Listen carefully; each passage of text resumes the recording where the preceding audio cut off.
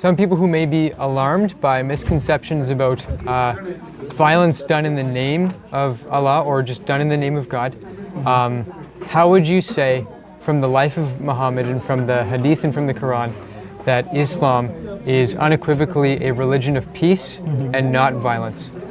How would you reassure people who might be questioning that? Sure. All right.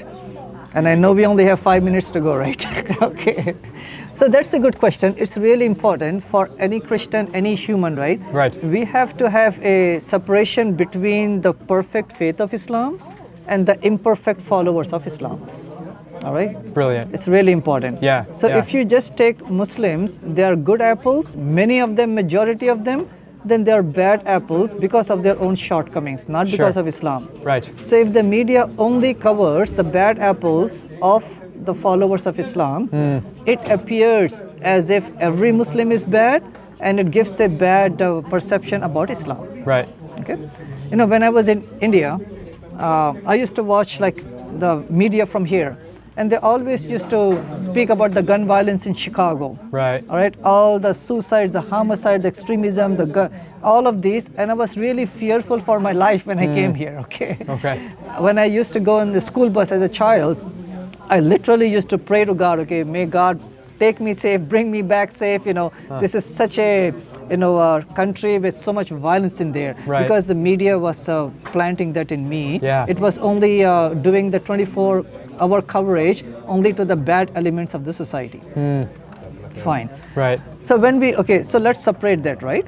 So when we come to the faith of Islam, the default way that Muslims are supposed to live with people of other faith and with the neighbors, as I mentioned today in chapter 60 verse number 80, a default way of Muslims to live with our fellow people of other faiths or no faith is with kindness, with justice and with peace. Okay. That is the default way. And that's what we see in the life of Prophet Muhammad, peace be upon him.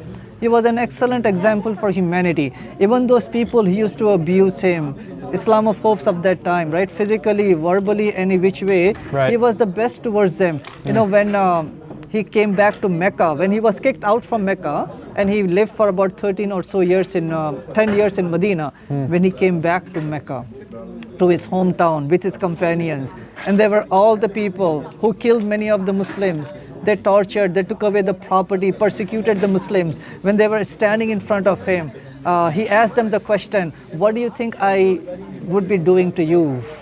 They said, you are our brother, we expect the best from you. At that point, he said, you are forgiven. That is the example that he left for us. So, important. In the Quran, obviously, there is a notion for the safety of your life, your property, your faith, your land. If anyone is compromising it, then God has given rights to every human to protect ourselves. That's fair. Like in my home, there is a security system, right? If I press that alarm, it goes back to the police. Okay.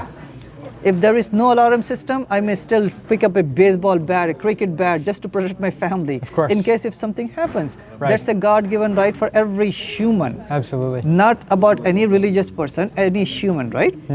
Okay. So Islam also has a concept of defending ourselves. Sure. There's a passage in the Quran, chapter 2, verse number 190. So God is saying that fight in the cause of God for those who fight against you. But do not go to extreme, because God does not love the extremist. Wow, that's from the Quran. So what God is saying is that if someone is imposing war on you or compromising your life, your liberty, your property, your family, then you have the God-given right to defend yourself, to fight those people. But then God gives a condition. Even in that just fight, you cannot go overboard. Right. And what does it mean not to go overboard? Quran gives conditions. Okay.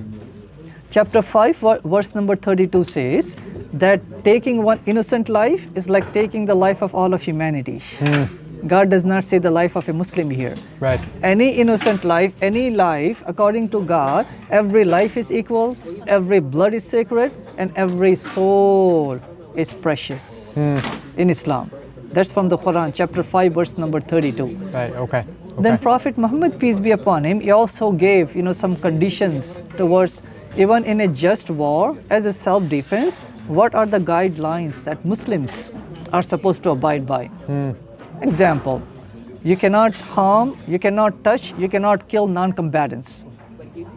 Yes, that's so important. I wish humanity can learn from that, what's happening now today. Sure. Also, the condition is that you cannot destroy places of worship. You cannot compromise the resources even of the enemy civilian population. For example, you cannot destroy the internet resources, the water resources, right? The oil, the petrol, the gas, the food, the medicine. Right. Even for the enemy civilian population, you have to preserve it. You cannot destroy it compared to what people are doing. Right. There is no indiscriminate bombing in Islam. There is no Hiroshima, Nagasaki in Islam. There is no carpet bombing in Islam. To that extent, Islam wants to preserve every single life, especially of the innocent. Right. So just look at this, right? Yeah. War as a last resort, somebody is imposing it, you have the God-given right. Right. Even in the just war, you have these wonderful guidelines. Yeah. Right? Yeah. And then it says in chapter 8, verse number 61, 62, if the enemy drops down the weapons, if they are willing to sign the peace treaty, you also sign the peace treaty and trust in God. With those guidelines, Matthew, the Prophet, Prophet Muhammad, peace be upon him, he was, 27 battles, defensive battles were fought by him to defend himself and, the Muslim land and the Muslim state and the Muslims in general. And also the non-Muslims who were living up there. So he fought 27 defensive battles. In all of those 27 defensive battles, the maximum number of people who got killed, they were only soldiers, and they were numbering about 1,200 max altogether, right? Okay. Compare that to World War II. Yeah, seriously. The number of soldiers that took part in World War II, they were approximately 10 million. But the number of people who died in World War II, they were 54 million. Yeah. That means majority, they were non-combatants, yeah. innocent people. Right. Look at how Islam's guidelines protects humanity, women, children, innocent. Sure. Without Islamic guidelines, even in our day and century, how much chaos and harm, genocide it's causing. Even in warfare, Islam has guidelines, it is best for humanity. That's the message you can take to your church. That's brilliant. Very thorough. Thank you so much. Sure, welcome. Yeah, no, I will try my best to remember as much of that as possible, but no, that was wonderful.